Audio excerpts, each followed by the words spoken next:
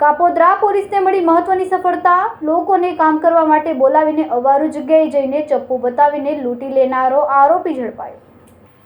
Digital કરન્સીના યુગમાં લૂંટારુઓ પણ smart બની ગયા હોય તેવો કિસ્સો સામે આવ્યો છે। સુરતના કાપોદ્રા પોલીસ સ્ટેશન વિસ્તારમાંથી ફર્નિચરના વેપારીનું અપહરણ કરવામાં આવ્યું।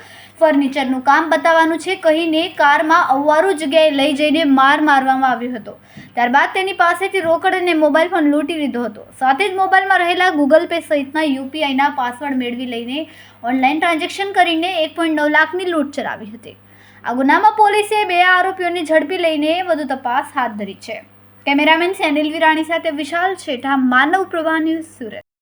કાપોદ્રા પોલીસ સ્ટેશન ખાતે એક લૂંટનો ગુનો ડિટેક્ટ થયેલો છે। લૂંટના ગુનાની હકીકત એવી છે કે આ કામના ફરિયાદી શ્રી દેવીલાલ સુથાર, જેઓ ફર્નિચર બનાવવાનું કામ કરે છે, તેને આજથી 1 મહિના પહેલાં એક અજાણ્યા મોબાઈલ નંબર ઉપરથી ફોન આવેલો કે ભાઈ અમારે એક ફર્નિચરનું મકાનમાં કામ કરવાનું છે, જેથી તમે આવો। એ સમયે આપણા ગુનાના ફરિયાદી રાજસ્થાન હતા। ત્યારબાદ રાજસ્થાનથી જ્યારે તે પરત આવ્યા ત્યારે જે મોબાઈલ નંબર ઉપરથી ફોન આવેલો એ મોબાઈલ નંબર પર ફોન કરેલો કે ભાઈ જે આપે મને કીધું હતું ફર્નિચરનું કામ કરવાનું છે, તો આપ મને મળો એમ કરીને જે આપણા ફરિયાદી છે હાલના ગુનાના, એ હીરાબાગ પાસે જાય છે। હીરાબાગ પાસે 3 અજાણ્યા માણસો એને મળે છે અને તેની સાથે વાતચીત કરે છે કે ભાઈ આપણે કામરેજ ખાતે એક મકાન બનાવવાનું છે, ત્યાં આગળ જઈએ, ત્યાં આગળ મકાન જોઈ લો એમ કરીને એને એક ઇનોવા ગાડીમાં ત્યાં આગળ લઈ જાય છે। ત્યાં એક ચાલતી સાઇટમાં દેખાડે છે કે ભાઈ આ મકાનમાં ફર્નિચરનું કામ કરે છે।